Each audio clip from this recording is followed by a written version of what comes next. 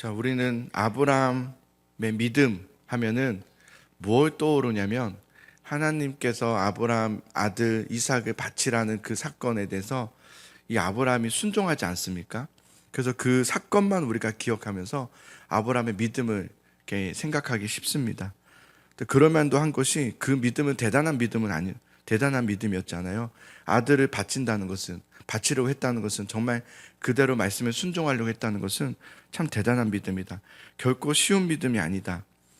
그런데 그 이삭을 제단 위에 바치려고 했던 그 사건 하나로 우리가 자꾸 그 아브라함의 믿음을 결정짓고, 또 아브라함은 믿음의 사람이었어, 아브라함은 믿음의 참 열매를 맺었어 라고 우리가 말하기가 참 쉬운데, 그렇게 말하게 되면 참 아쉬움이 크다는 생각이 좀 듭니다. 왜냐하면 그 사건 이후에 아브라함의 이제 행보를 이렇게 22장부터죠. 22장의 그 사건 이후에 아브라함의 이야기들을 보면은 믿음이라는 것이 도대체 무엇인가를 더 명확하게 보여주고 있어요. 그러니까 우리가 생각하는 믿음은 이삭을 바쳐야 되는 믿음인 거죠. 이삭은 바쳐야 돼. 내가 그만큼 하나님께 바칠 수 있는 믿음이어야 돼 라는 것으로 우리는 생각하기 쉽지만, 사실은 정말 믿음이 무엇인가를 가르쳐 주는 것은 그 22장 이후의 사건이라고 생각이 들어요. 왜냐하면 여러분, 믿음이라는 게 하나 어떤 사건으로 증명할 수 있는 게 아닙니다. 그러니까 우리가 어떤 사건 하나로 믿음을 자꾸 증명하려고 하잖아요. 나도 이삭을 바치기까지 할 수 있는 그 믿음이 있으면 좋겠다.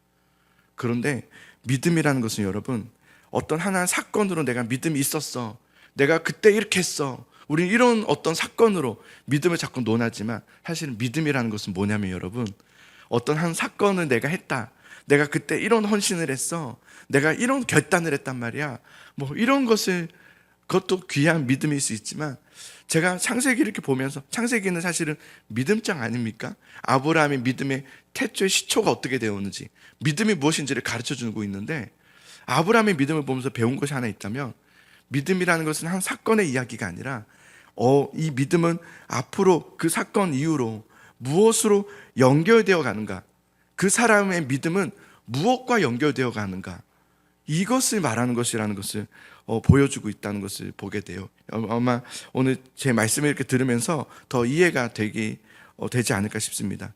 그래서 이 아브라함의 믿음의 이야기가 22장의 어떤 이삭을 바치는 사건으로 끝나는 것이 아니라, 그 이후로 믿음은 아들 이삭에게로 아브라함의 믿음이 연결되어져 가고 있어요. 자녀에게로 믿음이 흘러가고 있다는 거예요.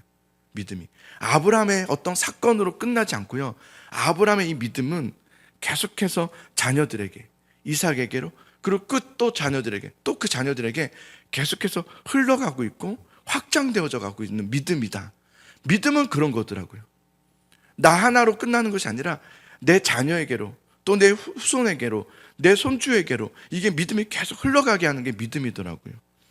오늘 말씀에 보면은 아내 사라가 죽지 않습니까? 아내 사라가 죽었고, 또 이삭은 이제 결혼까지 하게 하고, 아브라함은 그러고 나서 후처를 맞이하는 이야기가 나와요. 아브라함이 그두라라는 여인을 통해서 6명의 자녀를 낳거든요. 근데 대부분 우리들은 아브라함의 자녀 그러면 아브라함이 하갈을 통해서 이스마엘을 낳은 이야기, 그 다음에 사라를 통해서 약속의 아들 이삭을 낳은 이야기, 이 두 이야기만 우리가 알고 있지만, 사실은 그 이후에는 그두라라고 하는 여인을 통해서 6명이나 자녀를 낳아요. 6명의 자녀를 더 낳습니다. 그러니까 이게 사실은 어떤 의미라는 거냐면, 하나님의 그 약속의 성취가 이삭을 낳고 그 이삭을 바치면서 하나님의 의롭다 하심을 받은 그 22장으로 끝나지 않았다는 것을 보여주고 있어요. 약속의 성취는 계속해서 이어져 가고 있죠. 하갈을 통해서 이스마엘을 통해서 이스마엘을 낳았고, 또 사라를 통해서 이삭을 낳았지만, 또 그두라를 통해서 6명의 자녀를 더 낳음을 통해서 하나님의 약속이 뭐였습니까? 너를 민족의 열방의 아버지로 하겠다. 그 약속이 계속해서 이어지고 있고 확장되고 있음을 보여주고 있습니다. 그리고 아브라함도 마찬가지예요. 하나님도 그렇게 하고 있지만 아브라함 또한 하나님의 그 약속의 성취를 향해서 끝내지 않았어요. 22장에서 이제 나는 이렇게 했습니다 하고 내려놓지 않고요, 계속해서 하나님의 약속이 성취되도록 자신을 내어드리고, 그 성취하심의 성취하는 그 일에 자신의 믿음을 계속해서 사용하고 있다는 것을 보게 됩니다. 자, 오늘 5절과 6절의 말씀을 같이 한번 읽어볼게요. 5절과 6절 읽습니다. 시작. 아브라함이 이삭에게 자기의 모든 소유를 주었고 자기 서자들에게도 재산을 주어 자기 생전에 그들로 하여금 자기 아들 이삭을 떠나 동방 곧 동쪽 땅으로 가게 하였더라. 아멘. 자, 힘있게 합시다. 우리 힘있게. 아브라함은 이삭에게는 자기의 모든 소유를 다 주었다고 그랬어요. 그죠? 이것이 뭐냐면 어떤 의미냐면 이삭이 바로 하나님의 언약의 자녀이다 라는 것을 명시하는 거예요. 아브라함이 이삭만이 하나님께서 약속하신 자녀라는 것을 명시해요. 그러나 다른 자녀들에게도 멸시하는 것이 아니라 그러나 그 자녀들에게 이 자녀들은 뭐라고 부르냐면 자기 서자라고 불러요. 자기 서자. 그러니까 분명하게 하나님의 약속의 아들 이삭과 다른 아들들은 분명히 선을 긋습니다. 차별했다는 말이 아니에요. 언약에 대해서 언약 성취에 대해서 분명하게 선을 그었다는 거예요. 아브라함의 믿음이 어디를 향하고 있는가를 분명히 보여줘요. 그는 끊임없이 하나님의 약속의 성취에 대해서 믿음을 계속 발동하고 있어요. 그리고 그들에게도 재산을 주어서 그러나 그들을 동쪽 땅으로 분가시켜요. 그들은 내쫓는다기보다는 분리시켜요. 이삭과 분리시킵니다. 왜냐하면 훗날에 자기 생전에 그랬죠. 자기 생전에 이 일을 다 하는데요. 죽기 전에. 왜냐하면 훗날에 언약의 자손인 이삭과 이들이 나머지 자녀들이 분쟁하지 않도록, 분쟁함으로 하나님의 언약의 성취에 어떤 흠이 생기지 않도록 선제적 조치를 취하는 거예요. 왜냐하면 이삭이 바로 하나님께서 택하시고 약속하신 언약의 자손임을 아브라함은 계속해서 묵상하고 있는 거예요. 언약의 순수성을 보존하기 위해서 구분을 딱 시키는 거죠. 구별하는 거죠. 선을 딱 긋는 거죠. 그래서 그 믿음을 자신에게서 다 끝나지 않고 이 이삭에게로 계속해서 이 믿음이 계승될 수 있도록, 믿음이 계속해서 계승될 수 있도록 하고 있는 아브라함의 모습. 그리고 아브라함이 죽지 않습니까? 믿음이라는 것은 잘 기억하세요. 아브라함이 한 번 이삭을 제단으로 바치는 대단한 어떤 믿음의 행위로 증명해내는 게 아니에요. 그것이 아니라 믿음이라는 것은 계속해서 하나님의 약속의 말씀과 하나님의 언약의 뜻에 향하여 계속해서 연결해가는 삶, 연결되어 있는 삶을 말해요. 이걸 믿음이라고 하는 거예요. 자, 11절을 보겠습니다. 자, 11절을 같이 한번 읽어봅시다. 시작. 아브라함이 죽은 후에 하나님이 그의 아들 이삭에게 복을 주셨고 이삭은 부엘라 헤로이 근처에 거주하였더라. 자, 아브라함은 이제 죽지 않습니까? 175세에 죽게 돼요. 죽고, 그렇지만 이후의 이야기를 보면 놀라운 것이 뭐냐면 아브라함은 죽었지만 아브라함의 믿음은 죽지 않았어요. 아브라함의 믿음은 죽지 않고 살아서 영원히, 제가 이 말 되게 많이 했거든요. 제가 그걸 봤어요. 장례식장에서. 믿음은 죽지 않더라고요. 믿음은 살아서 보석과 같이 빛이 나더라고요. 근데 그 빛이요, 보석 같은 믿음이 자녀에게, 손주들에게 흘러가더라고요. 저 믿음의 장례를 보면서 그걸 봤어요. 처음 봤어요. 진짜 믿음의 장례가 이런 거구나는 걸 처음 봤어요. 손주들까지도, 손주의 손주 친척까지도 믿음이 이렇게 흘러가더라고요. 놀랍더라고요. 믿음이 얼마나 대단한지를 처음 봤어요. 그래서 이 믿음은요, 아브라함의 믿음은 우리가 22장에 이삭을 바친 이야기로 그냥 사건으로 자꾸 퉁쳐서 얘기하지만 그렇지 않더라고요. 믿음은 살아서 죽었지만, 아브라함은 죽었지만 믿음은 살아서 아들 이삭에게로 흘러 들어가는, 그래서 그 믿음이 이 이삭에게로 들어와 이삭의 그 복을 누리고 있는 그 모습을 11절에서부터 또 보여줘요. 이삭이 부엘라 헤로이에 거주하게 되었다라고 말하는데요. 이 부엘라 헤로이란 뜻이 뭐냐면 세 가지로 이렇게 구분돼요. 부에르, 우물이란 뜻이에요. 부에르, 우물. 라하이, 살아계신. 로이, 나를 돌보시는, 나를 감찰하시는 분, 이런 뜻이에요. 그러니까 이것을 부엘라 헤로이라고 하면 나를 살피시는 살아계신 이의 우물이란 뜻이에요. 나를 살피시는 살아계신 이의 우물. 이거 더 해석하면 나를 감찰하시고 나를 살피시는 하나님. 이걸 부엘라 헤로이라고 해요. 이삭이 부엘라 헤로이에 거주하게 되었다라는 것은 단순히 그런 지역이 있구나, 그런 지리적으로 거기에 거주했구나, 이런 의미를 말하는 것이 아니라 그것을 넘어서 이제 이삭은요 아브라함을 떠나게 되지 않았습니까? 아브라함이 죽음으로 떠나게 되었단 말이에요. 자, 그러나 아브라함을 떠났지만 이제는 이삭은 부엘라 헤로에 거주하게 되었다. 하나님과 1대1로 대면하면서 하나님의 보살핌을 이제는 직접적으로 받게 되어지는 독립적 신앙생활을 하기 시작하게 되었다라는 것을 말하는 거예요. 아멘이 나올 줄 알았는데요, 제가 이거 보면서 놀라웠거든요. 와, 믿음이 이런 거구나. 믿음이 얼마나 놀라운지. 아브라함은 죽었지만 믿음은 죽지 않았어요.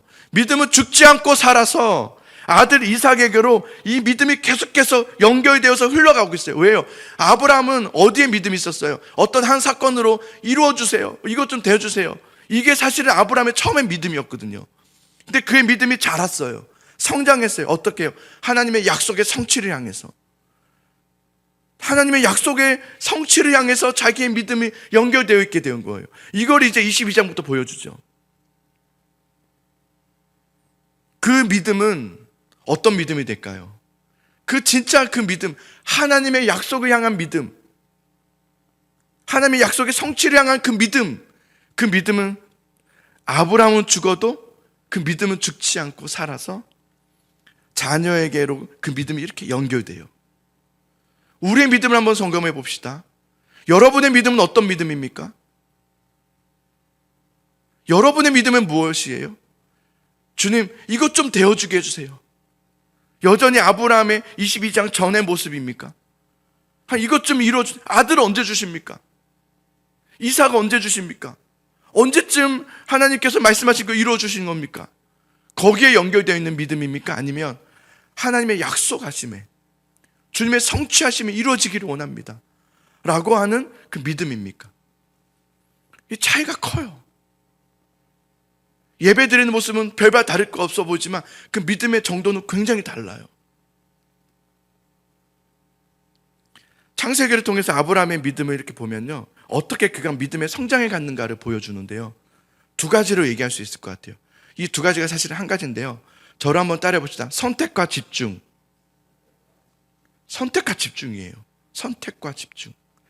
아브라함은 하나님의 부르심을 받은 후에 어떤 과정을 계속 가냐면 선택과 집중의 과정을 가요. 그러니까 선택과 집중이라는 게 뭐냐면 이런 거예요. 하나님의 약속과 언약을 위해서 무엇을 우선순위에 두어야 하는지를 계속 고민하면서 그 고민 속에서 행동하는 것을 바래요. 선택하고 집중하는 거죠. 물론 그 중간중간에 헷갈림이 많지만 계속해서 하나님이 그를 훈련시키는 것은 선택과 집중이었어요. 너는 무엇에 집중하고 있느냐? 그래서 너는 무엇을 선택했느냐? 이거 계속해서 훈련시키셨단 말이에요. 예를 들면 창세기 13장에 조카 롯의 그 목자와 아브라함의 목자가 다툼을 통해서 서로 이제 갈라지게 되지 않습니까? 근데 그때 아브라함의 모습을 이렇게 보면은 아브라함은 모든 기득권을 포기하는 선택을 해요. 그래서 이런 말을 하죠. 네가 좌하면 내가 우하고 네가 우하면 내가 좌하겠다. 이게 무슨 말이냐면 더 좋은 땅을 아브라함은 선택할 수 있는 기득권을 가지고 있었어요. 내가 먼저 선택할게.